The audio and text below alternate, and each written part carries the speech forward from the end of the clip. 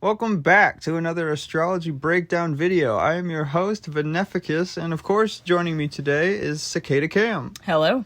Today, we are looking at a very interesting natal birth chart provided to us by one of our clients, and yeah, we're going to have a lot to talk about. It's going to be a lot of fun.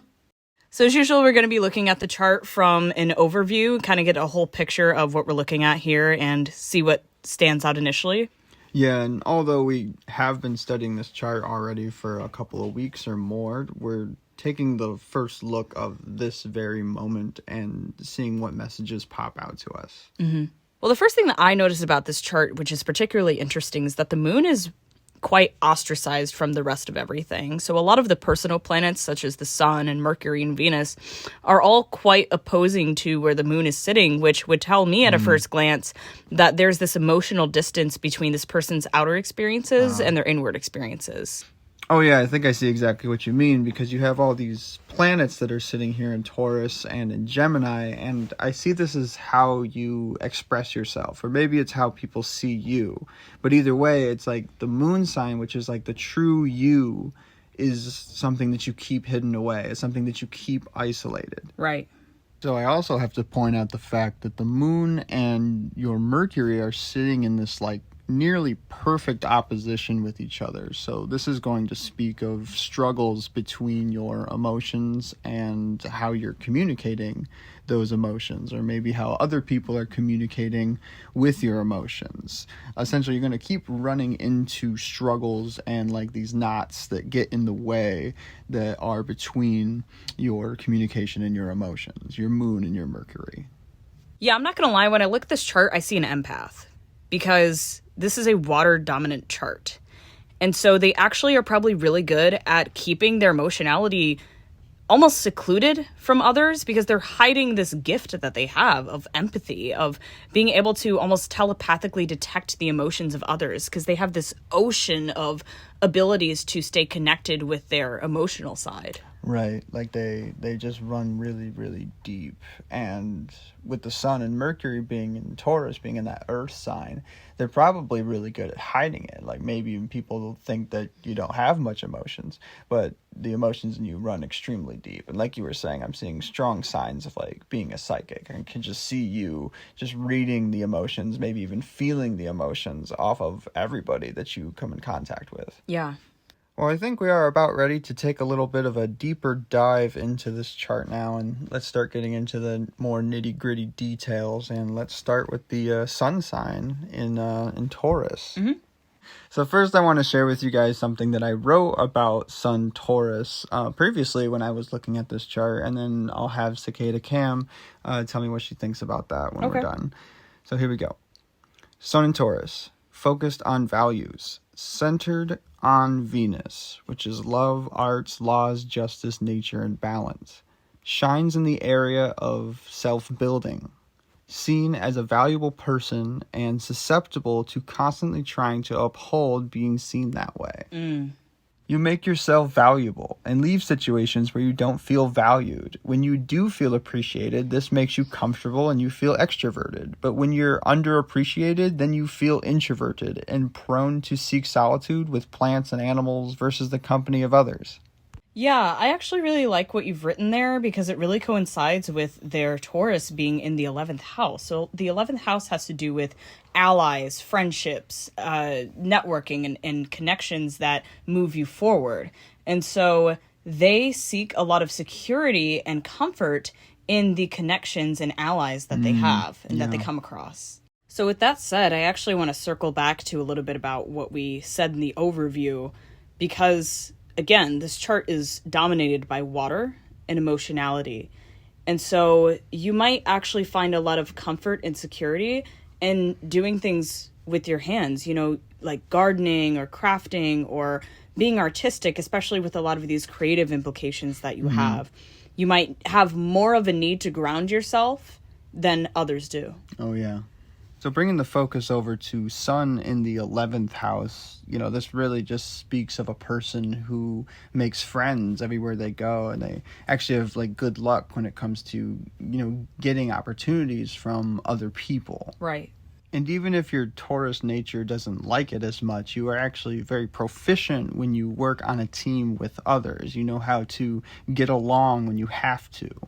And honestly, this tells me that you're just the kind of person that is looking out for their neighbor, that you have other people's backs, that you would probably be the person that would look out for a complete stranger if you saw that they were doing something that was potentially harmful. Like, you'd be the person that'd be like, hey, you know you're putting yourself in danger, right? Like, you would just have to say something, where a lot of other people would just let it go. You're not that person. Yeah, absolutely. And that's a good point, because you're combining this Cancer ascendant, which we'll get into, right? So this, motherly instinct, like a mother bear, you're going to protect your friends and the people that you want to fight for, with this stubborn attitude of the Taurus, the bull, the one who's going to come in and take care of things. And the 11th house being the house of good spirits, combined with Taurus, which is ruled by the planet of love and justice and peace, you have this presence that is very much the friend in the friend group who is like, I've got your back. I'm here for you. I'm the support system. You really serve as a pillar in your community, I would say. Yeah, and with the sun being right there, it just tells me that all of that is just shining through. Yes. And even if you can't see that, like, everyone else in your proximity can see that, Yeah. So I actually want to roll back into your ascendant here, being in Cancer. So you might have this softer appearance that would cause some to maybe even underestimate you, but remembering that Cancer is the sign of the mother. So mothers can appear very soft and nurturing, but if you are on their bad side or threaten to hurt something or someone that they love, they will come with a wrathful vengeance and sort of act like a mother bear, if you will. Would you say that's pretty accurate? Oh, yeah, and I actually really liked what you said about the rising Cancer being like the mother, and how the mother is like that nurturing and, security, emotional security type of vibe. And the whole deal with the rising sign is that this is how, like, other people see you. It's how you, like, present yourself. It's kind of like your overall vibe. And so when other people see you that way, I keep seeing how people kind of come up to you and they think that you're actually going to treat them very motherly. And maybe in some cases you do, in some cases you don't, but that is the vibe that you put out and what people might expect when they first talk to you or they first see you. So while we're on the topic of Cancer rising, it just so happens that CicadaCam here is a Cancer rising herself. So I think that your input on this matter is definitely relevant. So maybe you can tell us a little bit on what it's like to be a Cancer rising. Yes, we Cancer ascendants are very much like therapists. We have the capability of getting through to people in ways that many others cannot. I've had many situations where people just spill their guts out to me and I'll have no idea, almost blindsided by it. So you might have pretty parallel experiences to that. I will say that you have Jupiter sitting in Cancer as well, though. So there are probably many times where this might work in your favor. You might get through to a boss who is opening up to you emotionally. For example, they might give you a promotion because they feel emotionally secure with you. Like expansion in the first house as well, but expansion in Cancer. But I actually had a question for you, CicadaCam, because you are a Cancer rising. Is that when people come to you and you're kind of playing like this therapist role, do you find it that people come to vent on you more often? Or do you think that people come and like are actually looking for your advice more often? I think more times than not, they want to vent because they feel safe in giving their emotional experience to me. Interesting. But I don't think that people necessarily want to hear the hard truth. Because they want that motherly, nurturing energy from me. They're not really looking for an answer. Oh, okay. Thank you. So going back to talking about Jupiter and Cancer, I wanted to talk about something that I wrote earlier about it, and then the both of us can discuss. So Jupiter, Cancer. Expanded intuition. Jupiter is the god of many things, one being good fortune, and with Cancer being the symbol for intuition, along with many other things, allows us to draw a line between the two. This suggests that a Jupiter-Cancer person would have good fortune when it comes to the individual's intuition. I would trust this person's spontaneous impulses and opinions, especially when it comes to matters of security and what's the best emotional outcome for everyone. Yeah. Cancer, corresponding with the mother, implies to me that you have a large family, or that you will one day create one. I also see an expansion of motherly energy within your life. You may feel like you have to look out for everyone that you care about, and have the tendency to parent loved ones. You may feel especially protective when it comes to matters of spirituality or faith, whether that is protecting others from harmful belief structures or encouraging helpful acts of faith. The Jupiter Cancer will have deep emotions when it comes to faith and or religion. So that is what I wrote previously. Is there anything else that you wanted to add in on that? I think out of all of that, what really stuck out to me is this person's probable nature of protecting others from harmful belief structures, particularly when it comes to faith or spirituality. Because Cancer also has a lot to do with tradition and the past, so ancestry, familial lines, and things like that. And so if you practice a faith, or there's a faith or a spiritual ideology that you have, that might be something that you hold very sacred to yourself.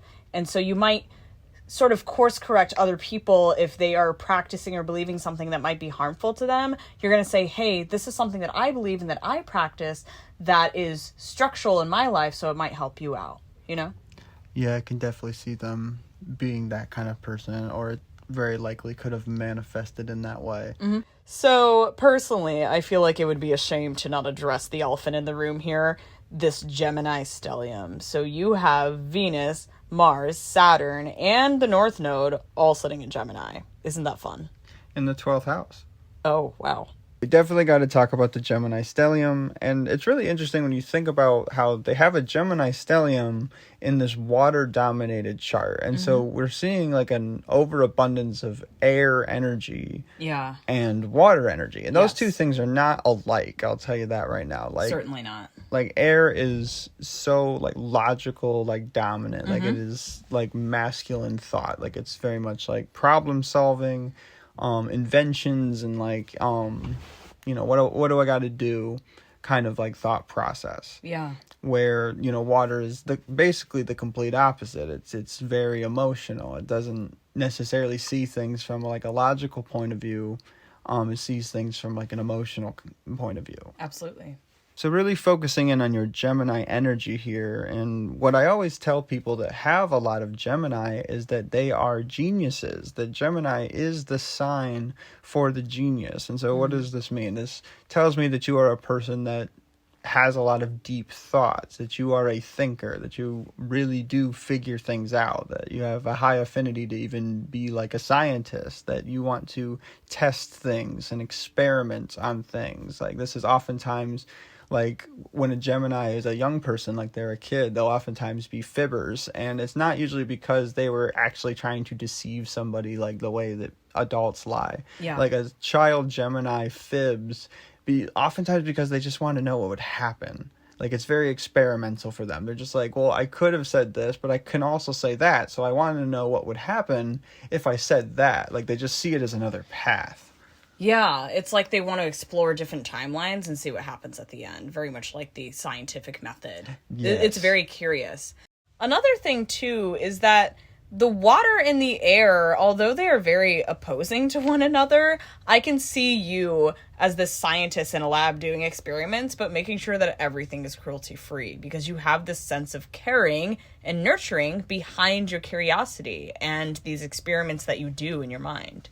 Yeah, you really do bring up a good point with that. And so I feel like we're really trying to narrow in here on Gemini energy, because you have an abundance of Gemini energy, and it's not in like your sun and your moon. It's not like where you can visibly see it.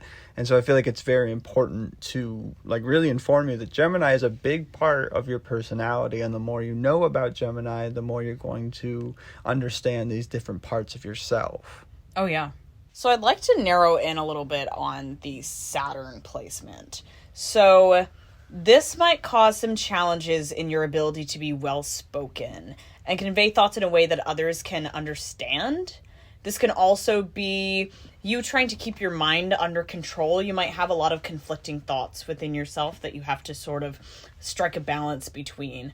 You might also contradict yourself pretty often or second guess your abilities. You might even have imposter syndrome. I know a lot of Saturn Gemini people who struggle with feeling like their words and their ideas are valuable. Do you have anything to say about that particularly? Yeah, I definitely wanted the chance to talk about the Saturn and Gemini alignment. But before I do, a bit of a disclaimer is that this can get a little bit harsh, and I don't want you to necessarily apply everything that you hear to yourself. I just want you to know that this particular alignment corresponds with the following: being a slow learner, learning disabilities, special education, speech impediments, and all challenges to being a student in general. Even if the alignment didn't manifest in your personal life as a learning disability or speech impediment, it still implies that the individual struggled with learning and studenthood was more difficult for them. Although this may be true, the slow learner pays off down the road because you took one slow step at a time, gradually understanding each step before taking the next. So when comparing yourself to your high school peers, you may have been unable to keep up with their progression. But as you age past 28, you are inclined to have an abundance of intelligence, granted that you meet the challenge of Saturn head on. So that is what I wrote. Wow, yeah. It really seems as though you are a student of life. You came here to learn through others how to better embody yourself. And what better way to embody yourself is through developing your speech.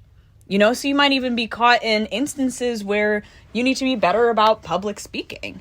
And with your Cancer ascendant superpower, that would work really well for you, because by the time you have your Saturn return and you're able to articulate your words well and become the master after being the student for so long, you can really leave this bigger impact on people than you ever thought you could. Oh, yeah.